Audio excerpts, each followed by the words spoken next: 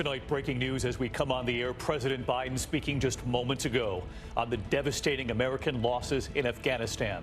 12 U.S. service members killed, saying for those who carried out this attack, we will hunt you down, we will make you pay. Those 12 service members killed, 15 wounded in a suicide bomb attack at the airport in Kabul. The deadliest day for the U.S. military in Afghanistan in more than a decade, coming just days before the U.S. deadline to withdraw from that country. ISIS-K, an ISIS affiliate in Afghanistan, claiming responsibility. The Pentagon saying the bomber detonated near the Abbey Gate, one of the main entrances of the airport.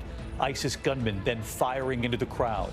Another explosion taking place outside a nearby hotel. It's believed dozens of Afghan civilians were also killed. President Biden tonight calling those Americans lost heroes. And after warning of a potential attack late today, the president now saying he has asked his commanders to develop plans to strike ISIS assets and leadership. The president saying the U.S. will move forward with the evacuations by August 31st, even with the threat of more attacks. So what will this effort look like from here? And tonight, the American service members lost. What did they face? The description from the U.S. general late today. Ian Panel live in Qatar, Martha Raddatz with late reporting from Washington. Back here at home tonight, and the alarming news on the pandemic. The dire warning what the U.S. could face between now and December. Florida hitting an all-time high in COVID cases, hospitalizations, and deaths. Texas nearing a record today, too. And tonight, the federal authorities who are once again warning of the danger after some Americans have used a medication meant for horses and cows, a deworming medication, using it to fight COVID, a drug touted on some cable news. Then the calls to poison control. The urgent warning again tonight from the FDA to stop using this. The massive Caldor fire in California forcing new evacuations tonight. Flames destroying more than 600 homes and buildings and worsening air quality across several states. And tonight here we are also tracking what could become a powerful new hurricane headed for the U.S. Rob Marciano standing by with the timing and the track. From ABC News World Headquarters in New York, this is World News Tonight with David Muir. Good evening, and it's great to have you with us here on this Thursday night. And we begin tonight with the difficult news out of Afghanistan. A suicide bomb attack outside the airport, killing 13 U.S. service members, several Marines and a Navy medic, and injuring 15 others. Tonight, the AP is reporting at least 60 Afghan civilians were killed, too. President Biden just a short time ago calling those American service members heroes, the backbone of America, the best this country has to offer. The president saying, Jill and I, our hearts ache, and for the Afghan families, too. We warn you tonight, the images are awful to see. A suicide bomber detonating an explosive vest at the main gate to the airport, not far from where U.S. Marines were searching civilians. The injured and the dead right there on the scene, where so many had gathered just outside the airport, hoping to get out.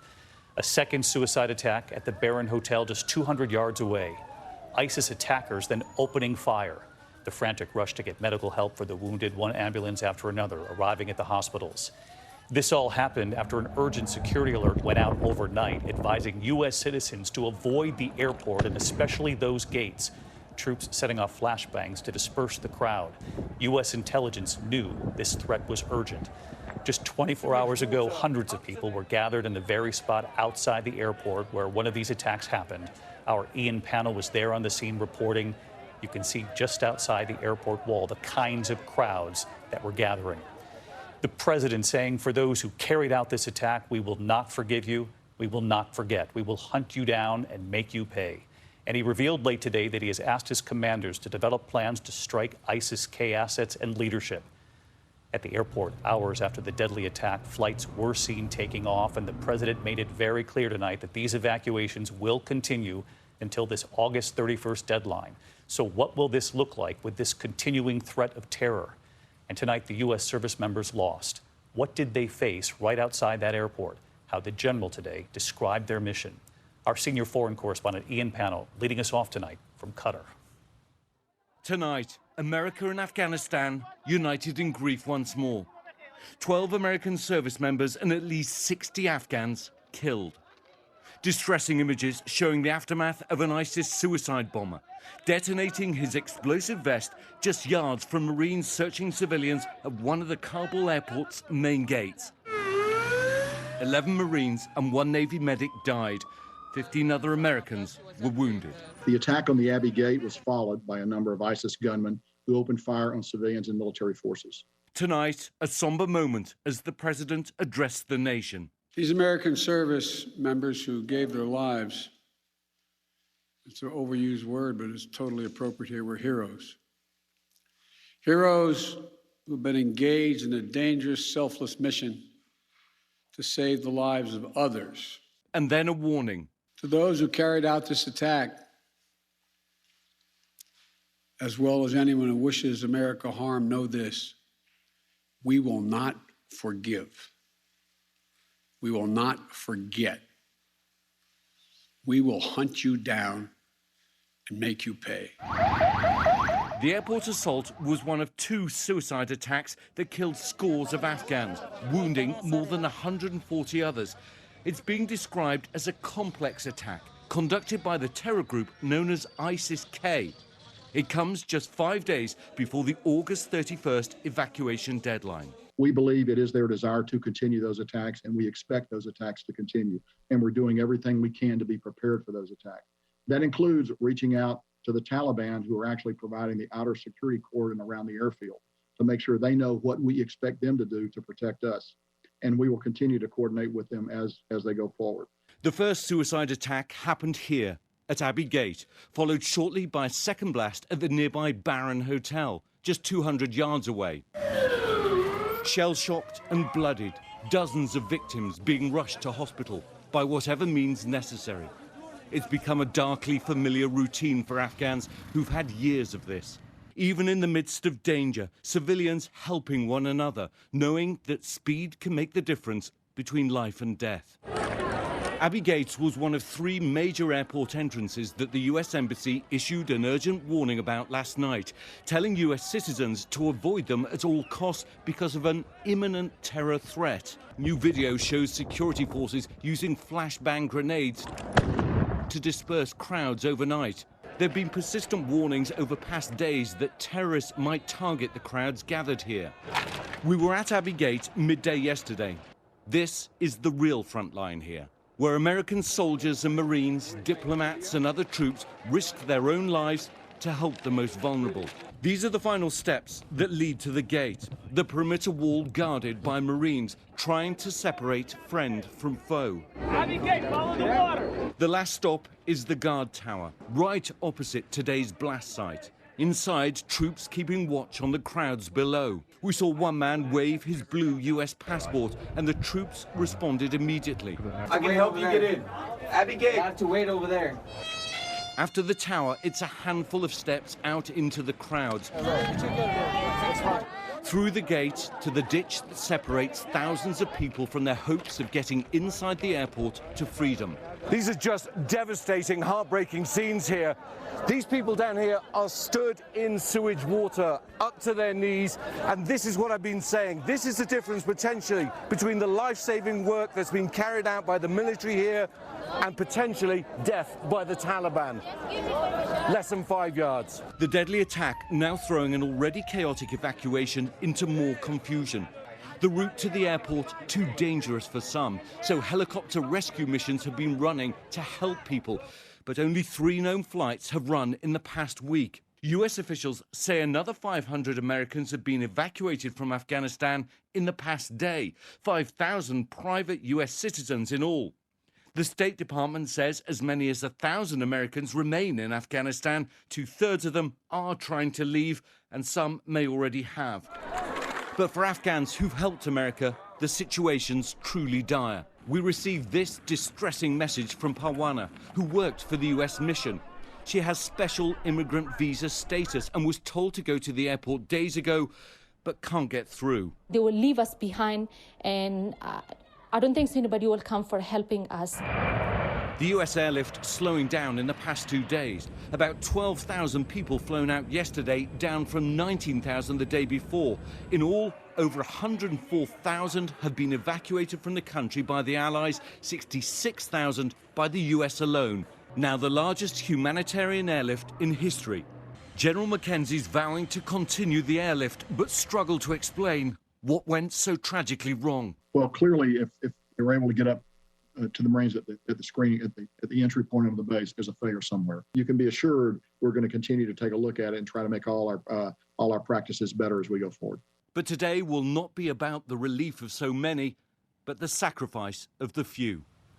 And Ian Panel back with us again tonight. And Ian, we know that ISIS-K claimed responsibility for this attack outside the airport. They actually issued a statement saying their fighter was able to overcome all the security fortifications, reaching a distance of, quote, no more than 5 meters from the American forces. The president and General Mackenzie saying this threat from ISIS-K continues. The general actually said he expects the attacks to continue. He actually spoke of possible rockets, more vests. How do they keep the airlift going? Planes taking off, our service members there checking these evacuees. What does this look like in these few days left? You know, David, the numbers of people getting out the country in the last couple of days has started to decline, and this event is likely to see a continuation of that. This event underlines the enduring threat of terrorism in the country. Not just ISIS-K, but al-Qaeda are still there, although diminished. And General Mackenzie highlighted what he saw as a specific threat against the aircraft, against those evacuation flights, like the one we were on last night, packed with hundreds of Afghans, that someone could get inside, detonate some kind of device, perhaps attack it from the ground. It's already been a terrible day, and the risks are only growing. David? Ian Panel leading us off here again tonight. Ian, our thanks as always. And tonight here, the scope of the American loss. We learned just as we came on the air tonight that another service member has died. As I said off the top, 13 U.S. service members killed in this attack. And we took note today what the general said, how he described what these service members were tasked with doing right at the airport gate in this dangerous mission, their bravery, their risk, and now their families back home forever changed. Here's our Chief Global Affairs Correspondent, Martha Raddatz. It is the deadliest attack on U.S. forces in Afghanistan in a decade. And now the families of American service members will get that knock on the door. An officer there to deliver the worst possible news. The Marines and the Navy medic killed today were guarding the airport in Kabul, screening each and every person who went in. More than 104,000 men, women, and children checked for weapons. This is close-up work. The breath of the person you are searching is upon you. While we have Overwatch in place, we still have to touch the clothes of the person that's coming in. I think you all can appreciate the courage and the dedication that is necessary to do this job, and to do it time after time. For days, nearly 6,000 American troops have worked tirelessly to evacuate U.S. citizens and their Afghan allies. After the airport was overrun, desperate Afghans swarming the runways, the Marines restored order, securing the perimeter and facilitating one of the largest airlifts in history. Brave men and women consoling traumatized families around the clock, but also becoming a prime terrorist target, the threat growing by the hour. They're a part of the bravest, most capable, the most selfless military on the face of the earth. And they're part of simply what I call the backbone of America. They're the spine of America, the best the country has to offer. When I traveled to Afghanistan, American military leaders warned of the danger ahead as U.S. troops prepared to leave.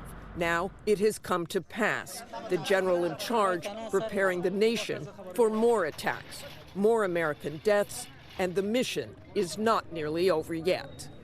And so Martha Raddatz back with us tonight as well. And Martha, we know this mission continues until August 31st. The president saying we will get all Americans and Afghans who helped us out, everyone possible in the time allotted. That was slightly different from what we've heard from him before. A clear reference to time running out here. And after these attacks and the U.S. service members lost, the president now asking commanders for a plan to retaliate. He certainly is, David, and he says they believe they know where the ISIS leaders are. The president saying we will respond with force and precision at the time and place we choose. David? Martha Raddatz with me all day long here. Martha, thank you, and our thanks to Ian as well. Our coverage of Afghanistan for tonight. We will have much more on Nightline and tomorrow on GMA. But we continue tonight with news on the pandemic in this country. This evening, the alarming new forecast. Authorities now say we could see nearly 100,000 more COVID deaths by just December. The U.S. now recording its fourth day with more than 150,000 new cases in just the last week. More than 12,000 new COVID hospitalizations every day. That's the highest number now since January. The vaccination rate is going up amid all of this. 202 million people now with at least one dose. That's 71% of everyone 12 and older. And tonight here, the CDC continuing to warn about the dangers of using a drug intended for horses and cows, a deworming medication touted on some cable news. ABC's Marcus Moore from Texas Tonight.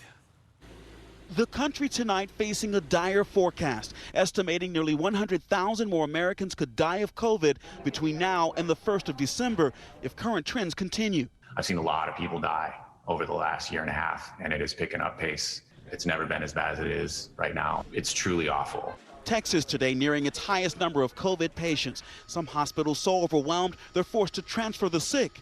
But in Houston, a glimmer of hope. A long line of cars at this vaccine site as cash incentives and the mounting crisis push more people to get the shot. Woo! It's over. Michelle Tate was finally able to get the vaccine after almost losing her life. The 42-year-old mother was waiting to get the shot when she got sick in March. After 3 months in a coma at Houston's Memorial Hermann Hospital, Michelle faced an agonizing road back, learning to walk and talk all over again. I decided to get the vaccine because I thought to myself, there is absolutely no way that I am leaving the safety of this hospital without being vaccinated. Florida facing its darkest days as some hospitals in the central part of the state run out of morgue space. Our Victor Akindo is in Miami. Baptist Hospital is one of the largest in Miami, and over the course of the last 2 weeks, they've seen more COVID patients than at any point in the pandemic. They had to set up these 2 large tents right outside the emergency department to make room for everyone, and inside the lobby, it's now lined with beds. And with COVID cases surging, federal health officials are once again sounding the alarm about a spike in the number of people using ivermectin for COVID. It's a drug to fight parasites in horses and cows that's been promoted on cable TV. There's nothing here. Here in Texas, farm stores are selling out of high-dose ivermectin intended only for animals. The state reporting a 550% increase in calls to poison control. It definitely could potentially spiral out of control if the misinformation still continues to circulate out in the public. The FDA warning the public, you are not a horse, you are not a cow. Seriously, y'all, stop it. David, ABC News has reviewed internal data from the CDC estimating that there's been a 19-fold increase in that anti-parasite drug being distributed in the first week of August. David. The FDA urging everyone to stop using that drug, Marcus. Thank you.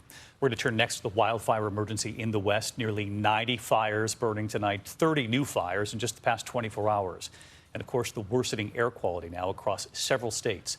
Matt Gutman on the front lines again tonight. Tonight, the Coldor fire near Lake Tahoe triggering new evacuations. It has torn through the landscape for nearly 2 weeks, already destroying more than 600 structures. That as jets continue to lay down those ribbons of pink fire retardant on some of the more than 30 wildfires that erupted across the state on Wednesday. The South Fire east of Los Angeles exploding in size over the past 24 hours. This fire has done a lot of damage in a short amount of time, and this appears to be somebody's home now going up in flames. We were there overnight. You can basically pulverize bricks with nothing. That's how hot these fires burn. More than a dozen structures destroyed in San Bernardino County, and families with little time to get to safety. This was the fastest that I've ever seen a fire progress. We got home and there was no time to evacuate, no time to get anything. David, these firefighters are battling triple-digit heat here, and north of us, near Sacramento, there are new red flag warnings and a reminder we are weeks away from the peak of fire season here. David. All right, Matt, thanks again tonight. When we come back here, we're tracking what could become a powerful new hurricane now headed for the U.S. And Rob times us out. Do you have a motorcycle, ATV, or even a truck that's sitting in your garage that you've been waiting to sell? With RumbleOn.com, you can easily turn your unused vehicle into cash in minutes. RumbleOn.com will give you a cash offer for your vehicle and pick it up for free anytime, anywhere. Harley, Polaris, Can-Am, Yamaha, and even if you're just looking to trade in, RumbleOn will pay cash no matter what the make or model. Visit RumbleOn.com today and enter promo code PODCASTS to get a $300 increase on your cash offer. Fast bikes, faster cash. You know, my favorite types of stories are the ones that intersect lots of different parts of life. Well, a new podcast from our friends at 30 for 30 Podcasts and The Undefeated does just that. This new 4-part series, King of Crenshaw, examines the life, death, and legacy of hip-hop star Nipsey Hussle and how he impacted the sports world, particularly the NBA. You got interviews with huge athletes describing the realities of black men in America. There's a look at Nipsey Hussle's footprint on the city of LA. As he might say, the marathon continues. The King of Crenshaw. Listen now on SiriusXM, Pandora, Stitcher, or wherever you get your podcasts. Staying informed has never been more important, yet information is coming at us faster than ever. So how do you make sense of it all? Start here. Hey, I'm Brad Mielke from ABC News, and every weekday we will break down the latest headlines in just 20 minutes. Straightforward reporting, dynamic interviews, and analysis from experts you can trust. Always credible, always solid. Start here from ABC News. 20 minutes every weekday on your smart speaker or your favorite podcast app. Tonight, a new tropical storm has just been named, expected to become a powerful hurricane headed toward the Gulf. So Rob Marciano is back tonight. Hey, Rob. Hi, David. In strong confidence now that this will be a strong hurricane as it approaches the U.S. Right now, it's about 100 miles west of Jamaica. Tropical storm warnings are posted for western Cuba. It will rapidly intensify over very warm waters in the Gulf of Mexico and rapidly move to the coast, potentially making landfall as a Category 2 or 3 storm along the Louisiana coast Sunday afternoon. Anybody from Louisiana through Mississippi needs to be prepared for this storm. David? All right, Rob, thank you. And when we come back here, the consumer alert, the salmonella outbreak across at least 17 states, what they're looking for. Tonight, the CDC is now investigating salmonella outbreaks in 17 states. They think it's Italian-style deli meats, salami, prosciutto, and pepperoni. No brands yet. 36 sickened, a dozen hospitalized, California to New York. We have more on our website. When we come back, we'll go live to an image in the Capitol, a solemn moment. A final image, the flag at the Capitol lowered to half staff now. 13 U.S. service members lost today, and we honor them. Good night. ABC News honored winner of 9 Edward R. Murrow Awards, more than any other network, including winning the award for overall excellence in both television and radio. ABC News is America's #1 news source.